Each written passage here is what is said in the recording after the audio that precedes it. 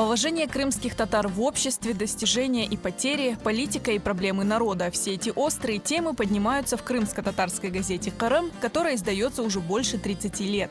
В июле 1989 года впервые после возвращения крымских татар в Крыму стала издаваться газета «Достылык» – приложение к газете «Крымская правда» на крымско-татарском языке. Это и было началом истории одной из главных ныне крымско-татарских газет.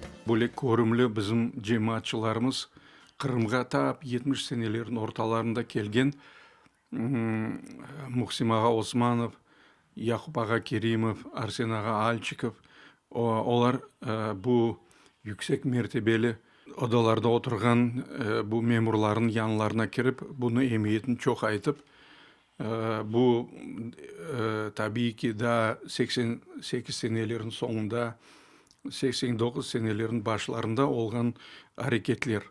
Более зарурият ақында қайдетілген еді мында. Демек, біздің халқымыз келе атқан, абдет олай атқан халқымызға более бір нешір açmaға.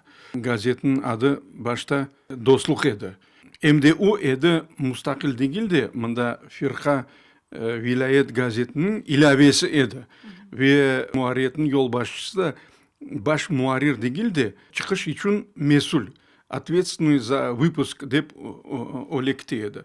Әбетті біздің жемаат бұл шелерін бөлек көрмеді. Олар башынан текліп етеділер біздің ватанымыздың адын қоймаға. При этом газета также подвергалась жесткой цензуре. Все статьи сотрудникам приходилось переводить на русский язык, чтобы проверяющие органы допустили их к печати. Біздің журналистлеріміз уақытты чари тапайдылер, ве епсі бір тырышайдылер. Халқымызға бұл абдет жерянны, бұл күрешіні, бұл әрекетіміздің шу деверге қас олған чешет тедбірлеріні, акцияларыны акс етмеге. В январе 92-го приложение получило статус самостоятельной газеты, которая теперь называлась «Кырым» – Крым. Издание несколько раз меняло логотип, периодичность и тираж, даже находилось на грани закрытия из-за финансовых проблем. Неизменными по сей день остаются независимость газеты и принципы, которых придерживается редакция. Беким сүкунетілі базыда әбет ачықтан бұл өзіміздің адет үзірі милли әрекетіміздің бұл халқымыздың ақ құқықларыны, менфаатын қорчаламақ yolдан таймамаға тырыштық. Кырым отражает реальность, темы, которые волнуют крымских татар и о которых молчат другие СМИ. Это политика, социальная сфера, культура, детская страница и, конечно, родной язык и литература. Газетамызға біз әбет, сіз айтқаныңыз кебі мақалер yazıла, ona seslenулер ола. Бұл әбетте, бұл бір тарафтан бұл оқыcılarımızdan бір canlı бақ sayamız. Бұл şiirler, оқыcılarımız pek çok aveskar şairlerimiz, belli şairlerimizden gayrı aveskar şairlerde yazarlar. Biz tırışamız onların şiirlerini özle bilgisine göre yazarlar ama biz onu tırışamız tekrar düzeltip vermeye çünkü o yürekten çıkan satırlar. Arasında kartlarımız da var. Onlar bizim kaydelerimiz çok okumadılar ana dilimizde ama tırışalar yüreğinde olan şeylerini yazmaya. Ben çok adam bileyim. Ular bizim gazetimizge yazılıp,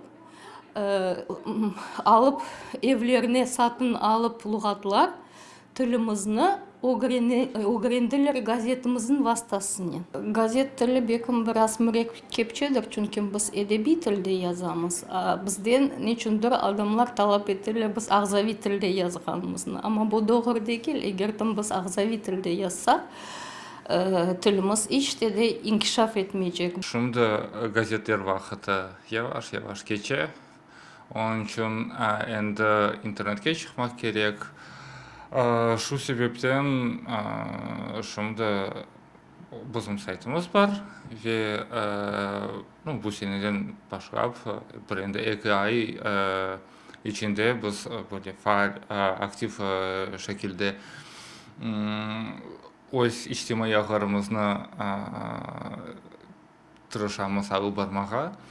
Anda базы мақалелер газеттерде шыққан, базы мақалелер газетте шықмаған чоқысы жақын заманда біздің оқушыларымызды кағыт версияны де интернетте чоқ яны сюрпризлер беклей мен білесем әркез бекенінше қоғардың. Сейчас редакция газеты – это 9 человек, преданных своему делу и своей аудитории, готовых работать в разных условиях и иногда за небольшую зарплату. Мен Қырым газетіне 96 сенесі келдім. Böyle belli insanlar, Eskender Fazıl, Refat Aktemov, Şakir Ağa Selim gibi insanlardan çalışmak kısmet oldu. Bu kolektifge qo'shilganimdan bunda bir milliy muhit duygusu var. Men pek o'zim baxtli sayam bu insanlardan çalışkanıma hem de bu gazete halkka hizmet etken için çok memnunum. Газетімізде епс хадымлер бір қорын такебі болдылар. Біз бері ем çalışамыз, ем ратланамыз. Пик мабет достан ем мұйтымыз бар. Мен мұнда журналист olarak газетні азырғайым типографияға, басмаханеге. Onun için yanı bir zinatını öğrendim. Bu pek meraklı, pek beğenimli. Газету «Кырым» читает около 3500 человек по всему Крыму. В основном это старшая аудитория, преданная изданию долгие годы. «Кырым» — это еженедельник на крымско-татарском языке и с небольшим процентом статей на русском. Больше 30 лет Кырым живет на родине вместе со своим народом, работая над сохранением и развитием родного языка и защитой прав крымских татар.